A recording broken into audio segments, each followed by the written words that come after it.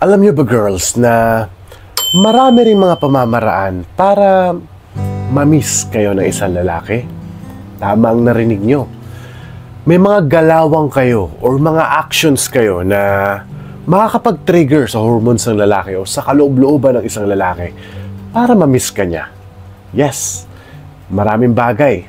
Mga galawan mo nga kung sasabihin natin para habul-habulin ka ng lalaki, mamimiss ka niya, o yung tipong pagkatapos ng pagkikita nyo ay ikaw kaagad yung unang papasok sa isipan niya at tatantarin ka niya ng message para ma-express niya lang yung pakiramdam niya kung gaano ka niya namimiss. Kaya ngayong araw na to, pag-uusapan natin yung paraan para sobrang mamiss ka ng lalaki kapag ginawa mo ang mga bagay na ito. Pero bago yan, kung bago ka lang dito sa akin channel ay do not forget to subscribe sa akin channel maya-maya. Pag nagustuhan mo or hindi man ang video, mag-subscribe ka kasi marami rin tayong mga videos dyan. At kung magugustuhan mo nga, i-like mo na rin tong video natin maya-maya. And also, do not forget to turn on your notification bell kapag nakapag-subscribe ka na. And also, sa kalagitnaan po ng video natin ay meron tayong shoutout section kung saan binabati natin ang ating mga mahal na subscribers na nagpapa-shoutout since last week. Kaya kung gusto nyo mapasama,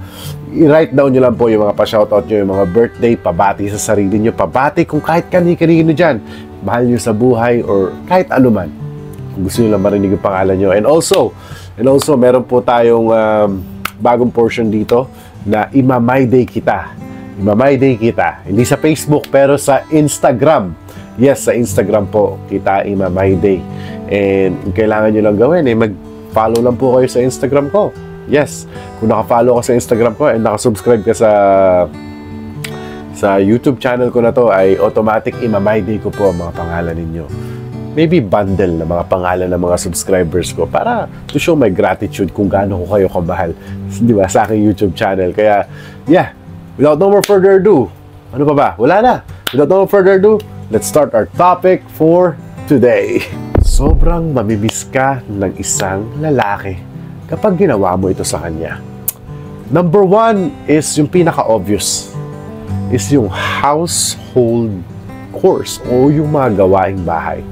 Yes, most especially napaka-importante nito sa mga lalaki kapag nasa early stage pa lang kayo ng relasyon nyo. No matter how age you are, gaano man katanda, gaano man kayo kabata, this is really important. Especially on that early stage, tandaan yung early stage. Kasi, unang makikita ng lalaki sa'yo is future na kaagad. Diba? Automatic na yun. Future na ang makikita ng isang lalaki. At yan yung number one na tatatak sa utak namin. Well, it goes to the reason na mamimiss ka niya talaga. Yes. Diba? Pag tumatak ka, diba? Paano ko nga mamimiss kung wala ka naman sa utak niya? Yes, tatatak ka talaga sa utak niya once you do some household chores. Let's say, kunyari yung mga little things lang. Hindi naman parang gawin katulong ka. Hindi naman ganun yung ibig ko sabihin. Kasi, diba? Nagbibigay ka na ng projection and reflection in the future na, diba, na kunyari ko, early, bago-bago pa lang kayo, diba? Bago-bago pa lang. Yung tipong pagkatapos yung mag-meet sa bahay niya, kunyari linis-linis ka lang ng konti dyan. Ganyan sa mga early stage. Pero kung mga matatagal na nga kayo, di ba, kung hindi pa kayo kasal, wala pa kayong anak, it's better na pakitaan mo siya paano ka magluto. Pakitaan mo kung paano mo linisin yung lugar ninyo, di ba? Ganun. So that is the household chores na isa ring way para, na hindi siya siya yung pinaka parang one of the main way para ma-miss ka ng isang lalaki kasi tatatak sa utak niya yan kasi meron ka, di ba? Action yung binibigay mo sa kanya, di ba? Sense of responsibility ang binibigay mo sa kanya na, hey, baby, mister, ganun. Kayang-kaya kong linisin, alagaan ka, at ito ang papakita ko sa'yo. And he will miss you, trust me, he will really, really miss you on that one. Up next is you being so clingy. Yes, being so clingy, as I said sa mga past videos ko, ay one of the best feminine trait. Yeah. Kasi minsan may mga tendency rin kasi kayo mga babae na pag yung lalaki yung sobrang clingy, nananawa rin kayo minsan kasi nawawala na sa masculine form yung lalaki, di ba? So it's always better kapag yung babae yung napaka-clingy. Yan, may mga naiiritang lalaki, ewan, ano mga problema ng mga yan. But kami, ito, alpha boy ito.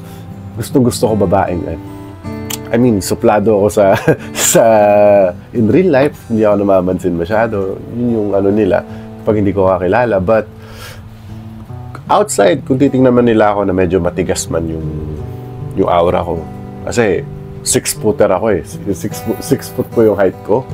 Malaking tao po ako. And, yeah, titingnan nila. Mayabang maglakad. Pero yung makakapagpalambot sa akin is yung isang clinging babae. Yung mga nakakapagpangiti. Kaya ganito, pangiti-ngiti nga ako sa YouTube channel ko kasi natutuwa nga ako sa mga subscribers ko. At ang babait naman kasi talaga. At mahal na mahal ako ng mga subscribers ko. Kaya gumagawa pa rin ako ng video kasi mahal ko rin kayo. Basta may segue pa rin ako, di ba? But you being clingy will leave a mark on his mind. Di ba? Mag-iiwan ka talaga ng malaking baka sa ano niya, sa utak niya. Lalo-lalo na ang mga lalaki gustong-gusto talaga ng yung act of touching. Yung touching ninyo. Kasi, of course, dinidiskartehan ka niyan. Diniskartehan ka niya ng katagal-tagal. Di ba? Lahat na matatamis sa salita, lahat ng effort ginawa niya sa'yo para magka-skin to skin action kayong dalawa, di ba? Yung kunyari hawakan, holding hands, yung mga ganon. Being clingy, yung maaalala talaga ng isang lalaki sa'yo. At pag wala ka na sa tabi niya, kunyari separated kayo ng bahay, maaalala at mamimiss ka palagi ng lalaki na yan. And before we move on sa ating next topic, ay babatiin muna natin ang ating mga mahal na subscribers na nagpapa-shoutout since last week na sina Riza Channel ng Lucena City, kay Lilibet Agustin ng Bataan, hello po. Kay Sonia Medina ng Baguio, hello. Kay Telma de Jucos o de Jucos ng Lucena City. Kay Tess Tamayo ng Pampanga, hello po. Kay Rodaline Lipanto, hello. Kay Adeline Kitor Kapada ng Kuwait, na suking-suki na natin to, hello po. Kay Maria Teresa Ipulan ng Saudi, uy, mag-ingat kayo. Mag-ingat po kayo dyan sa ibang bansa, madam. At sa ating suking-suki rin na si Helen Villasica ng Saudi. So guys, kung gusto niyo rin pumapasama sa ating shoutout section ay i-type nyo lang po yung comment. Sa mga bago rin dito sa akin channel, i-type nyo lang po sa ilalim yung mga gusto nyo ipa-shoutout. Or basta kahit anong video na yan ngayon kahit saan video na kayo kung ano man video, kung mga nakaraang video man yung napanood nyo, makikita ko pa rin yung shoutout nyo. At masasama pa rin kayo for the next week video. Basta nakaantabay lang kayo, naka-turn on yung notification bell nyo, mapapasama kayo sa shoutout section next week. Pero kung hindi man, abangan nyo na lang sa may Instagram ko. I-my-day ko na lang yung pangalan nyo para hindi naman kayo magtampo sa akin. So yeah, just keep writing down your comments at mapapasama kayo sa ating shoutout section. So, no more further ado, let's go back to our main topic. Sobrang mamimiss ka ng isang lalaki kapag ginawa mo ito. Up next is yung memorable words, di ba? Maraming klase ng memorable words sa isang lalaki. Example, compliment. Yes, magiging memorable yan sa isang lalaki. Bakit? Pagbibigay ng compliment, bakit maaalala ng lalaki yan at mamimiss ka niya? Kasi, kami mga lalaki, madalang lang kami makareceive ng mga compliments Hindi kagaya yung mga babae na, di ba? Oy, miss, ganda mo naman. Kami, madalang lang kami sabihan, oy, yung pogi mo naman, di ba? Napakadalang lang namin marinig yan, girls. Yan ang harsh truth ng isang lalaki. Is hindi kami nakareceive ng compliments. So, yung madalang namin naririnig, pag narinig pa namin yan sa taong gusto namin, pinaghirapan namin, pinag-effortan namin, naku, maaalala at maaalala niya yan. Ayan yung example ng mga memorable words or any type of memorable words, di ba? And mostly naman kasi mga compliments naman kasi talaga yan mga memorable words sa mga lalaki kasi simple lang kami mga lalaki, wala naman na kaming mga ibang kailangan So, all you have to do is just give that guy memorable words / compliments na rin at the same time. And trust me, tatatak sa utak niya yan at makagalingan niya palalo kung anong relasyon na meron kayo. Makukuha mo yung gustong pagtrato ng lalaki sa'yo once you give him his own flower. Yeah, we call that compliment. Giving a guy his own flower.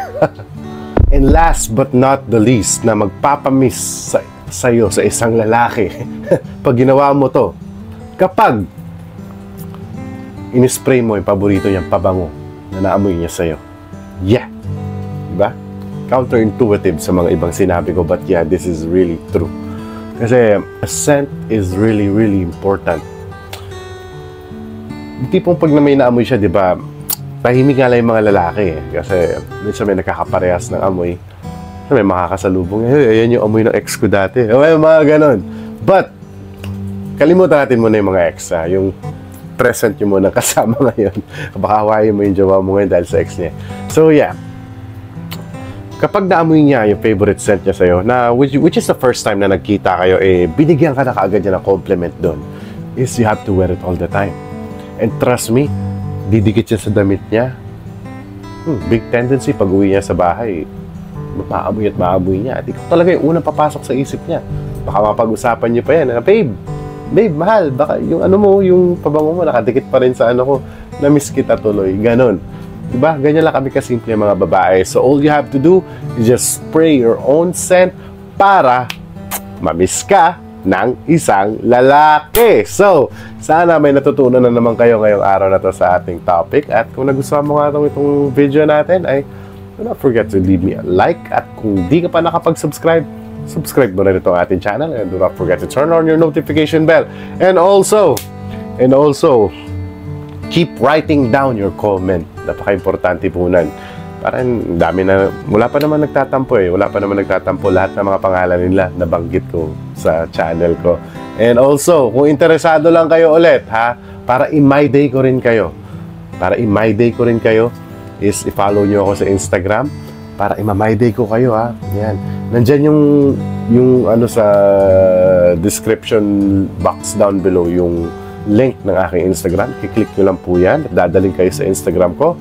And i-follow nyo na ako. Madali lang po gumawa ng Instagram. Mag-sign up lang po kayo. Email address lang. Gawa kayo ng password. Tapos, wala na mga tanong-tanong dyan na iba. Or age yata, tinatanong pa dyan. Wala nang iba. Set up kayo ng profile picture. Napakasaya din sa Instagram. Trust me.